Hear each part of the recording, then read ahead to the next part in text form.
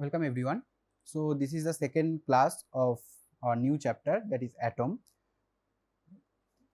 In last class uh, we discussed about the basic introduction, basic historical background of atom.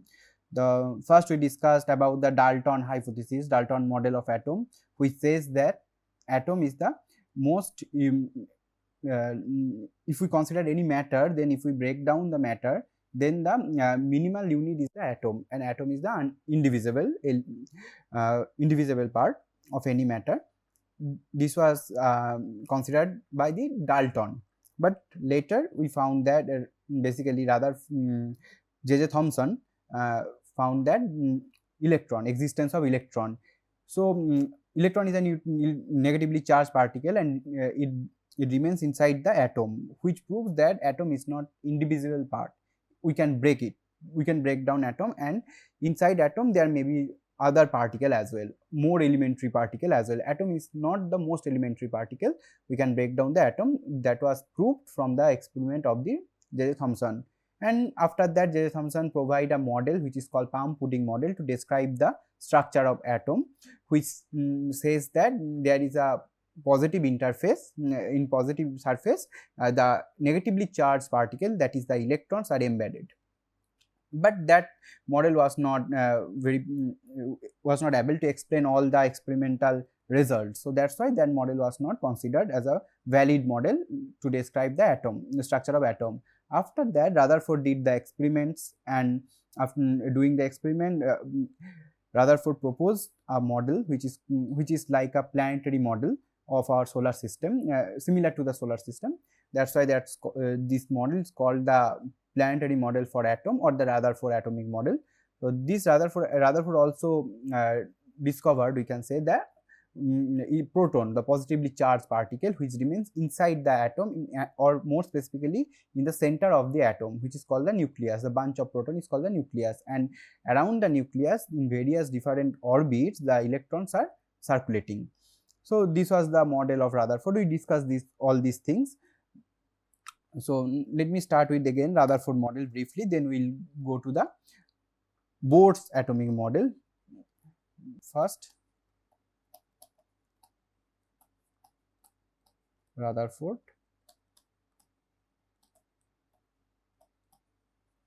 atomic model. So Rutherford atomic model was like this, as I mentioned. In center of any atom there is positively charged nucleus, and around nucleus there are so many circular orbits in which the electrons are rotating around the nucleus.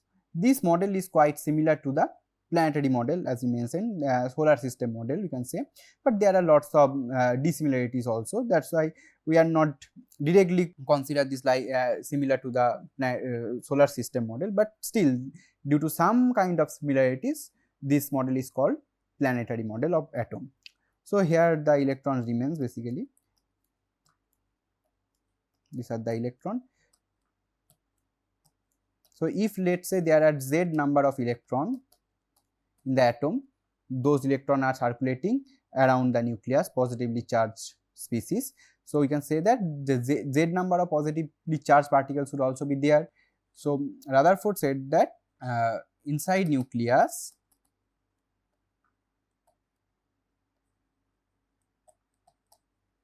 there are z number of positively charged particles, that is proton.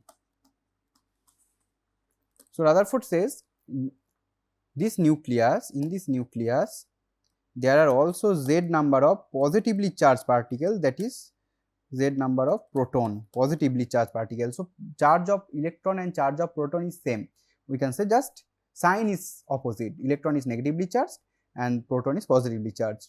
So as whole atom is neutral, as I discussed in last class, so overall charge should be cancelled out. That's why the number of proton and the number of electrons are equal. So in nucleus there should be z number of proton as z number of electron is circulating around the nucleus. So this was Rutherford model, but there are some drawbacks, flaws in this model, just like as I discussed last time. First was the atomic spectra. According to Rutherford's model, electrons that are negatively charged particle, those particles are circulating around the nucleus. Nucleus is fixed, but electrons are circulating, and according to Maxwell electromagnetic theory, we know that if any charged particle is accelerating, here also electrons are accelerating because that is rotating in a circular path, so it essentially means the acceleration. So if that charged particle is circulating, then it will emit the electromagnetic radiation. So there must be emission of electromagnetic radiation from the atom, and as the electron is circulating in a continuous manner, so that electromagnetic wave would be consist any wavelength, basically all wavelength or frequency should be emitted from the atom. Okay, so in that case the spectrum, atomic spectrum, should be continuous spectrum that contains all kind of wavelengths or the frequencies. But in practice, what obtained during the experiment, the atomic spectra is not continuous spectra, it's a line spectra, means it looks like kind of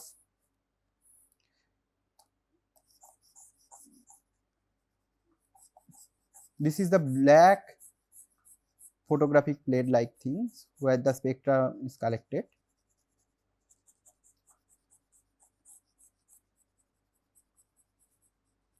Okay, and some lines obtained here, like let's say this is the here there is some line, here some line, there is some line here, like this. So these are the line spectrum, which means that all frequencies or the wavelengths are not coming out from the atom. If that is the case, that means this Rutherford model can't explain this line spectra. Okay, so this was the one of most important drawbacks. And second one is the that is called instability.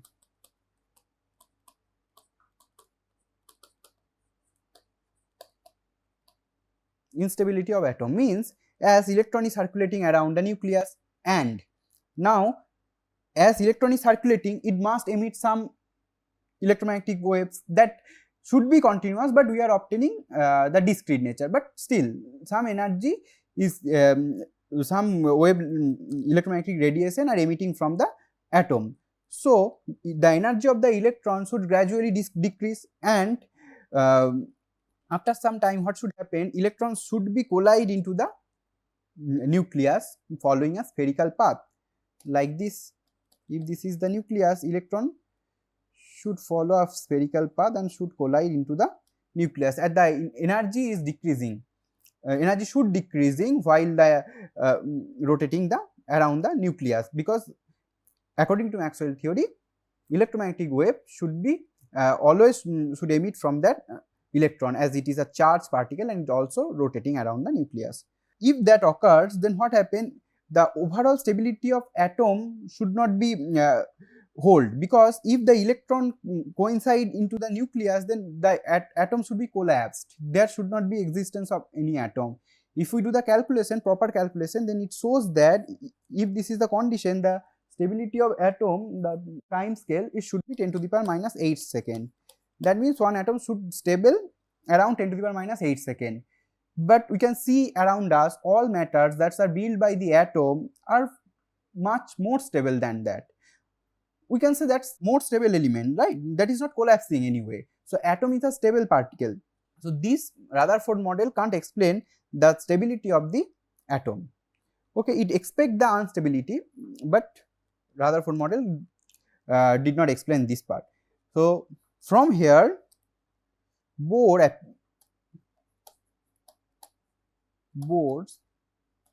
give some justification.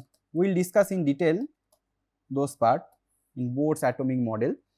So there are two major flaws in the Rutherford model, but Bohr, before that, what Bohr stated, we have to just write down first. Okay, first is positively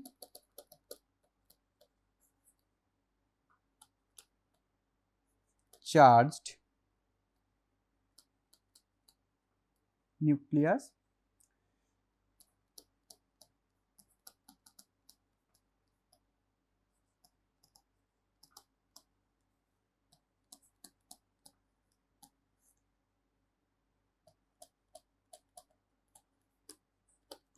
Okay, this Bohr's model is just modification, or we can say the continuation of the Rutherford atomic model. So it does not mean that Rutherford atomic model is totally thrown out. That is not the case. Bohr considered the Rutherford model and he modified the model. So this was also considered in the Rutherford atomic model. Positively charged nucleus occupies a negligible space at the center of atom. This is correct. Okay. So second thing is that the negatively charged electrons revolve around the nucleus.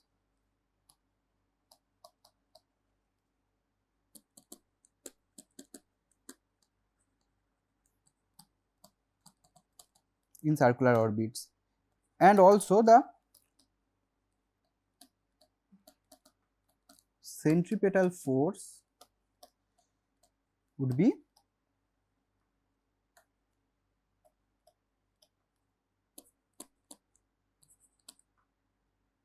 let us say F1 is a centripetal force, that would be mv square by r.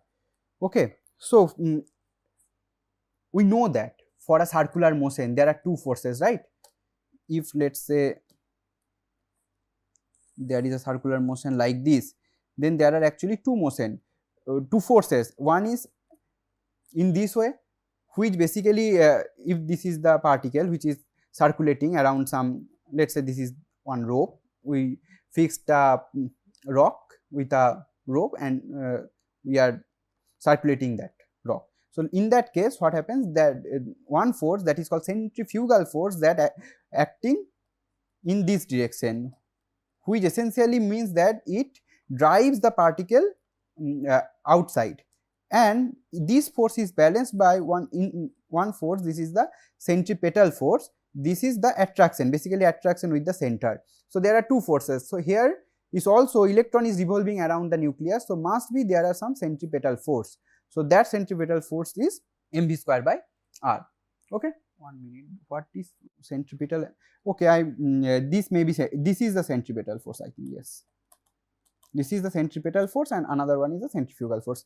Okay, so this force is acting, right? Centripetal force, let me clear it, centripetal force is acting outside and centrifugal force is acting inside. Okay, now the third one is there is some electrostatic force, right? It should be, because nucleus is positively charged particle and electron which is rotating around the nucleus, that is negatively charged particle. So there must be some electrostatic force between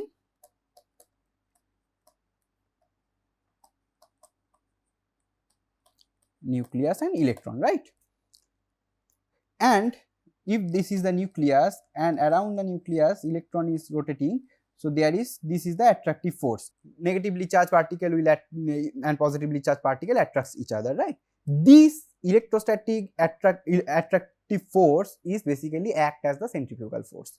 Okay, so what will be the expression of this force? Let's say this is F2, then it will be, we know from Coulomb's law, it should be 4 pi epsilon naught q1 q2 by r square, right? For here q1 is the charge of the nucleus and charge of the electron, so it should be charge of the electron is E and charge of the nucleus is Zd, because there are Z number of proton, we know that, and distance is, let's say r. R is the distance or the radius of the orbit. So r is the, here,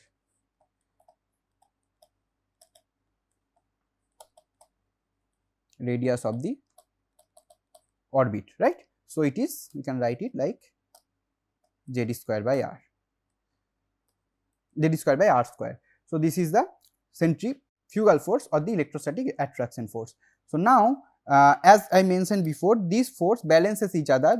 This is F2 and this is F1. This force should balance each other, otherwise the electron will not be resides in this orbit.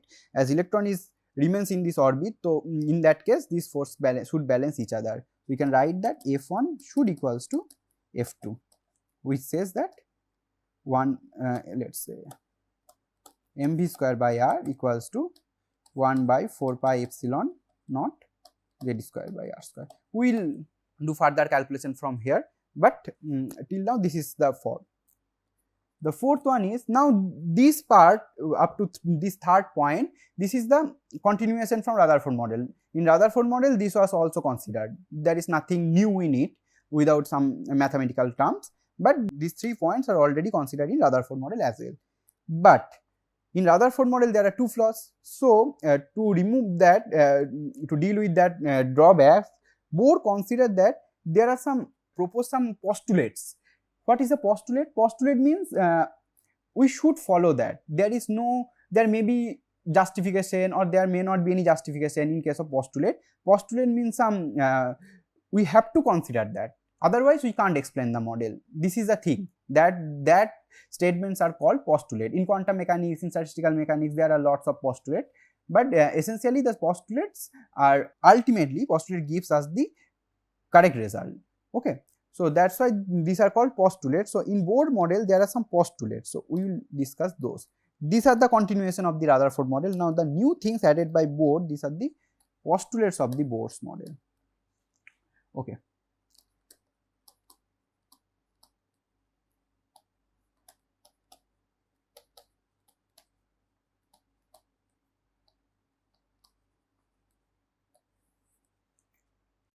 Okay. So, postulate of the Bohr's model, right? There are 2 drawbacks in Rutherford model.